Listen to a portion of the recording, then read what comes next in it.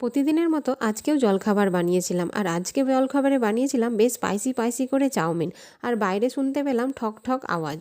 তো দেখলাম মামুনি একজনকে দিয়ে সিল কোটাচ্ছে। তারপরে মেয়েকে নিয়ে ছাদে এলাম শ্যাম্পু করাতে, তো সেই যথারীতি আমাদের নাজেহাল অবস্থা। আর দুপুরের খাবার থালাতে ছিল গরম গরম ভাত, সঙ্গে পটল ভাজা, বাঁধাকপির তরকারি, আর একেবারে চর্বিযুক্ত আলু দিয়ে খাসির মাংসের ঝোল। তারপর দুপুরে খাবার খেয়ে একটুখানি রেস্ট নিয়ে গিয়েছিলাম আমাদের এখানকার এই পার্কটিতে। আর সোনাইকে এই প্রথমই নিয়ে এসেছি এখানে।